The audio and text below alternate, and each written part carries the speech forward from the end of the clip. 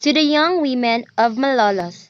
This essay was originally written in Tagalog, ang liham sa mga kadalagahan sa Malolos on February 22, 1889. Dr. Jose Rizal's legacy to Filipino women is embodied in his famous essay where he addresses all kinds of women, mother, wives, the unmarried, and expresses everything that he wishes them to keep in mind.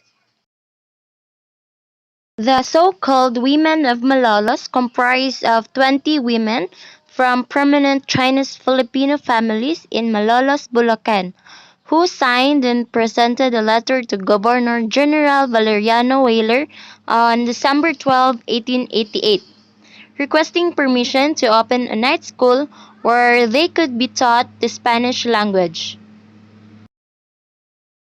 The parish priest of Malolos, Philip Garcia, objected and the permission was denied for the reasons stated in the secret report of the priest.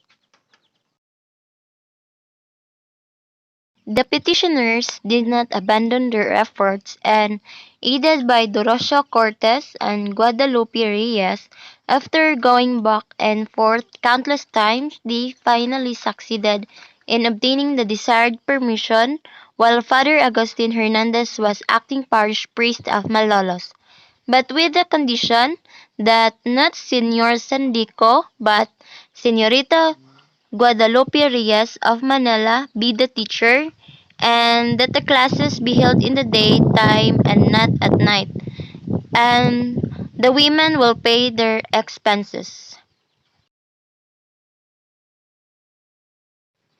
The incident caused a great stir in the Philippines and in faraway Spain.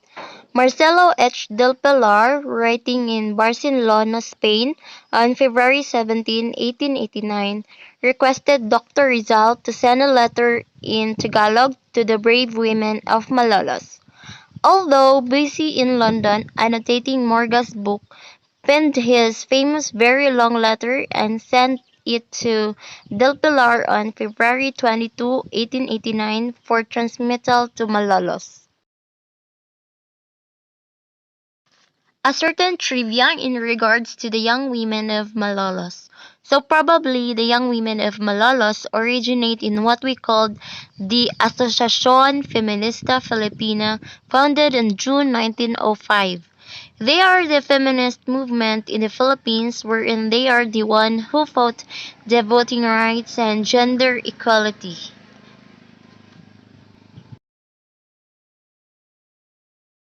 These are the names of 20 women from prominent wealthy Chinese Filipino, and accordingly they were all related by either blood or affinity and were friends as well. The yellow rose symbolized a love, purity, and peace to the women of Malolos. These are the lessons pointed out by Dr. Jose Rizal to his letter to the young women in Malolos. Number one, woman is a symbol of freedom. Two, qualities of a mother it possesses. Three, woman in the family, children. Four, teaching of the priest versus God. And five, advice to the unmarried Filipino. Rizal's message to Filipino women. In this portion of Rizal's letter, it is obvious that his ultimate desire was for women to be offered the same opportunities as those received by men in terms of education. During those days, young girls were not sent to school because of the universal notion that they would soon only be taken as wives and stay at home with the children. Rizal, however, emphasizes on freedom of thought and the right to education, which must be granted to both boys and girls alike. Jose Rizal enumerates the qualities of Filipino mothers have to possess: be a noble wife, rear her children in the service of the state, set standards of behavior for men around her. These are the Rizal's advices to unmarried Filipino. Hindi daw tayo magpapadala sa mga deceiving appearances and looks, but instead, choose a partner who is firm in character and lofty in ideas, with a noble and honored name, a manly heart, a high spirit, incapable of being satisfied with engendering slaves. Not all of the priests in the country that time embodied the true spirit of Christ and his church. Most of them were corrupted by worldly desires and used worldly methods to effect a change and force discipline among the people. Saintliness is to bring up the child in the image of the true God.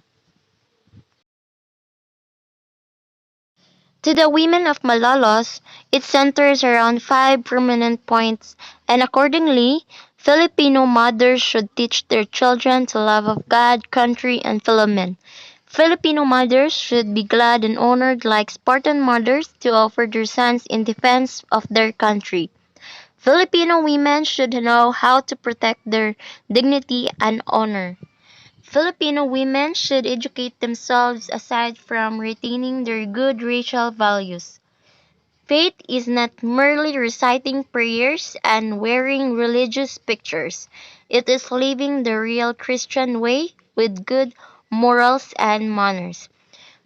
In recent times, it seems that these qualities are gradually lost in the way Filipino women conduct themselves. There are oftentimes moments where mothers forget the rules in rearing their children because of the overriding idea of having to earn for the family to supplement their husband's income. Although there is nothing negative about working hard for the welfare of the family, but there must always be balance in the way people go through life. Failure in the home cannot be compensated for by any amount of wealth or fame.